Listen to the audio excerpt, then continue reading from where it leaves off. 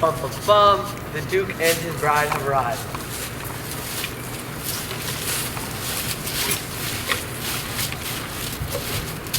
Now, beautiful Hippolyta, our wedding hour approaches quickly. 4 happy days bring in another moon, but I can't help think just how slow this old moon shrinks. She delays my desires like a stepmother or widow, delaying out a young man's inheritance.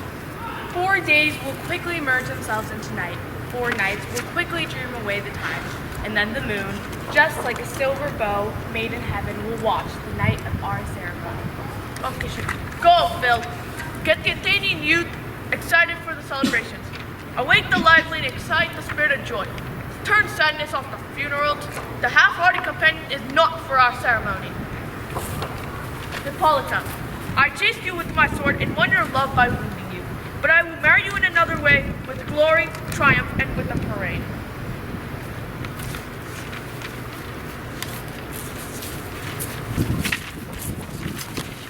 Be happy, Theseus, our famous Duke. Thank you, Theseus. What is the news from you? Well, I come full of irritation with a complaint against my child, my daughter, Hermia. Step forward, Demetrius. My noble lord, this man has my consent to marry her. Step forward, Lysander.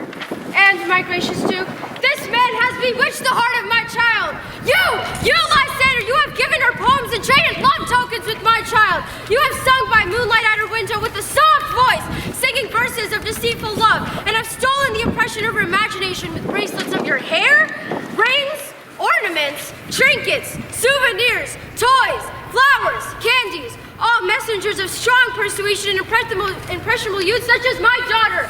With cunning, you have stolen my daughter's heart, turned her obedience, which is due to me, to stubborn harshness. And, my gracious Duke, if she will not consent to marrying Demetrius here before your grace, I request the ancient legal right of Athens.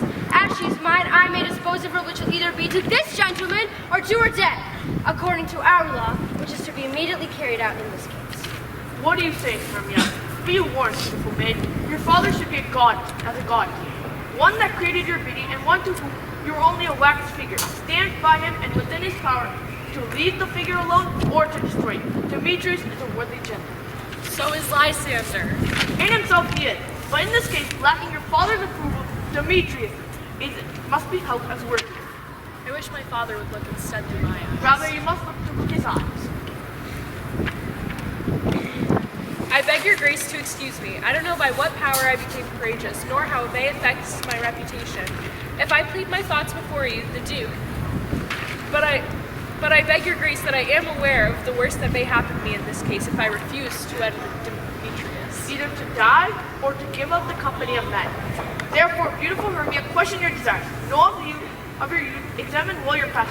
Whether if you reject your father's choice, you can endure the life of a nun, to be in a shady confined convent, to live a childless sister all your life, chanting faint hymns to the cold, fruitless gloom. Triple amazing those who mastered their desires, to undergo such a virgin voyage. But a process rose is happier here on earth than the rose that withers on the virgin thorn, grows, lives, and dies in an unmarried blessedness. So I will grow, live, and die, my lord, before I will give my virginity up unto my father's lordship, whom my soul does not consent to give power. Take time to think, and by the next moon, the wedding day between my love and me, either prepare to die for disobedience to your father's will, wed Demetrius as he wishes, or promise on Diana's altar for austerity and single life. Give up, sweet Hermia, and Lysander, yield your mad claim to my certain right. You have Theseus' love for Demetrius. Let me have Hermia's. Oh, do not fight before the Duke. True, Lysander. Yes, it's true Demetrius has my love. When you love someone, you give them what you have. And Hermia is mine, so I give her to Demetrius. I am, my lord, as noble as he is. As wealthy, my love is more than his, my future in every way as good, if not better, than Demetrius's. And, more important than all these brags are, I am beloved by beautiful Hermia. Why then should I not pursue my right? Demetrius, I'll say it to his face, seduce Netter's daughter Helena, and won her soul, and she, sweet lady, devoutly adores in admiration upon this immoral and disloyal man. I must confess that I've heard this too, not to have spoken about it. Being too busy with my own affairs, I think I'll lost her in mine. But Demetrius, Come with me. And Egypt, you shall come with me too. I have some words of the wise for both. For you, Hermia, you must prepare yourself to listen to the desires of your father's will, or else the law of Athens will sentence you, which by no means we may change, to death or to be a lonely man. Come here, dear Nicole. Why the face, my love? Demetrius and Egypt, come along. I must talk to you in some business regarding my wedding. There is something that you say yourselves. For all of you.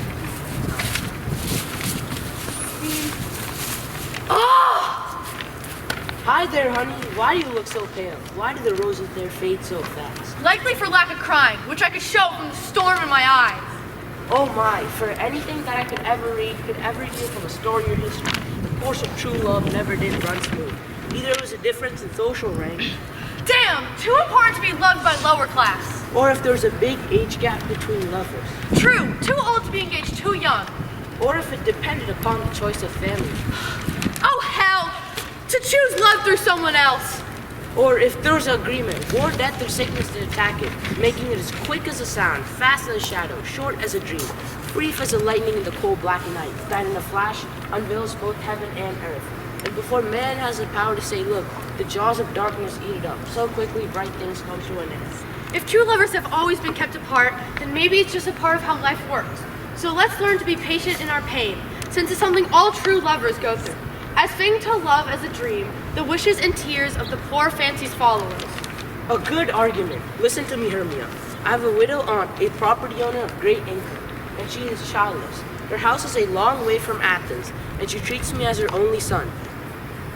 May I marry you, my beautiful Hermia? And the sharp Athenian law cannot pursue us to that place. If you love me, sneak out from your father's house tonight, and tomorrow night, and then in the woods 3 miles outside of town. When I once met you with Helena to celebrate mating, I will stay there for you. Oh, Lysander, I promise to you, by the romance of Cupid and his best arrow with the golden head, by the sincerity of Venus's doves, by which we get married, and the fire that burned the cartridge queen, when the false Trojan was seen under sail. All the promises that men have broken more than any woman has ever spoke. You have shown me trust. I will take this risk, so tomorrow I will meet you there. Keep your promise, honey. Look, here comes Helena. Hermia! Greetings, pretty Helena. Where are you going?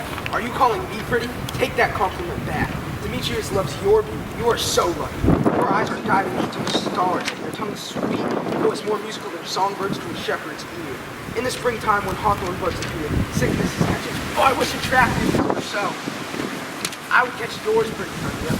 Before I go, my ear should catch your voice, my eye your eye. My tongue should catch your tongue's sweet melody.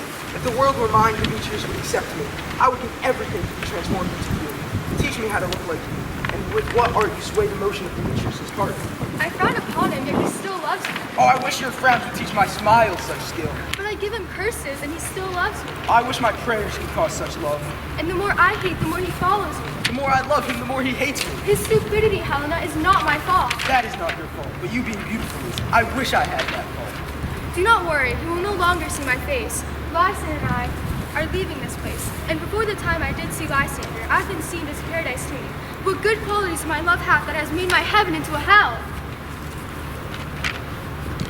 I will reveal our plans to you, Helena. Tomorrow night, when Artemis watches the moon reflecting in the water, covering the grass with dew, a time that lovers running away always had, we have planned to leave through Athens.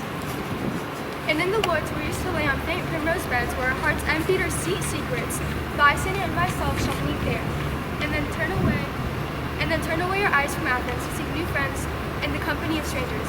Farewell, sweet playfellow. Pray for us, and good luck with Demetrius. Keep your word, Lysander. We must starve our sight from lovers' fear till tomorrow pass away. I will, my Hermia. Helena, goodbye. As you do him, may Demetrius idolize you. How can some be more happy than others? Through Athens I am thought to be as beautiful as her. But what of that? Demetrius thinks I am not.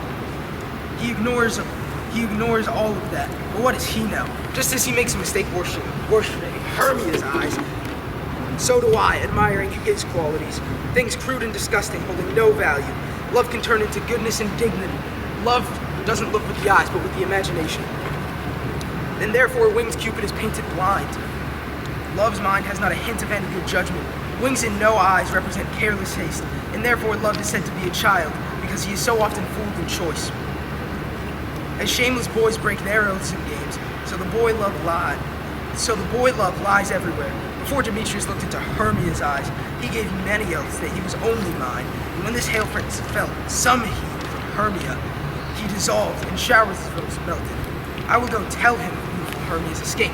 Then he will pursue her into the wood. And if I get any thanks for this information, it will be at a big expense. And here's how I mean to reward my pain, to have his sight going to me and back again. See?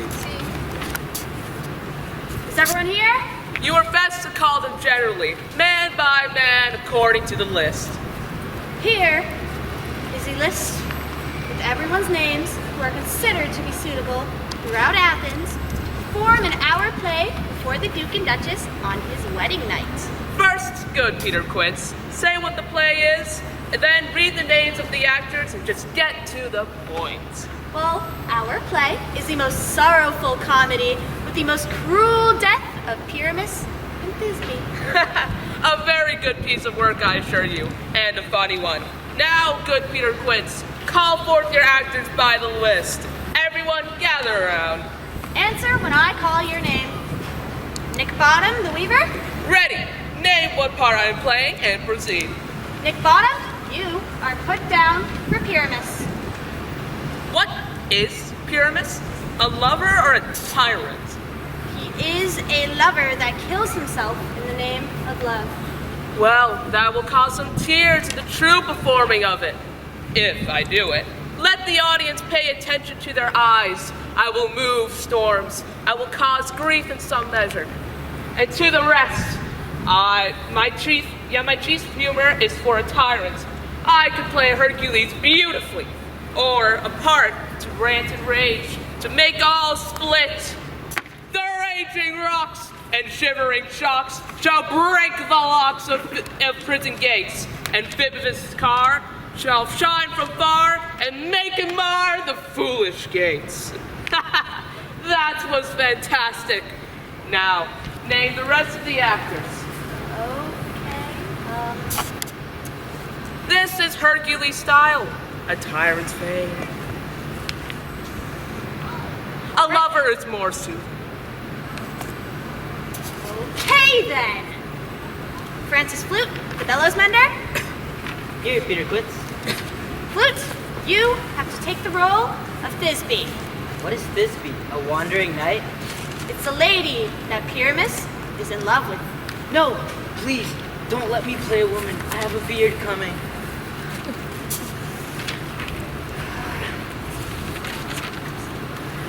Well, it's all the same. You'll play it in a mask, and you'll speak as softly as you can. Ooh, I can hide my face, so let me play Thisbe too.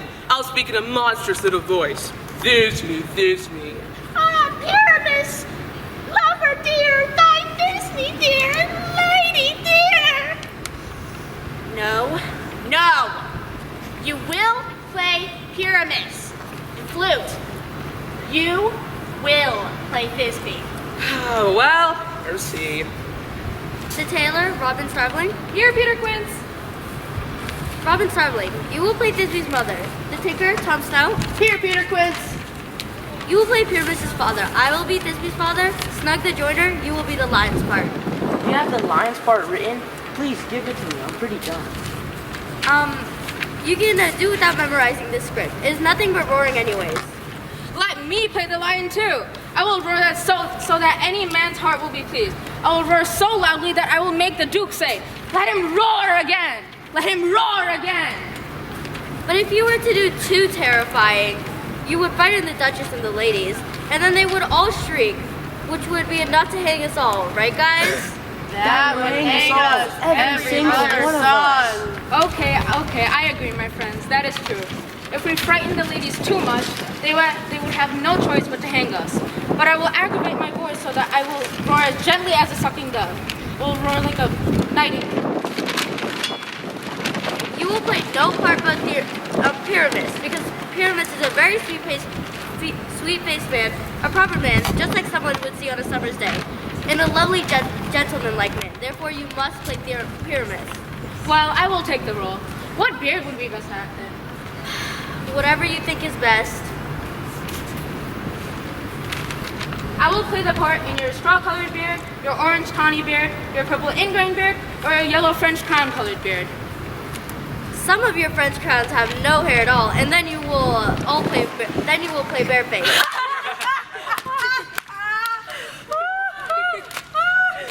So guys, here are your parts.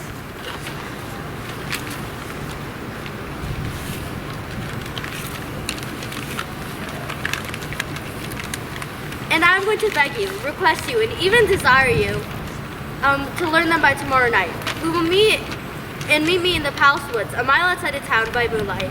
We will rehearse there because if we meet in the city, we will be bothered by companies and our intentions will be known.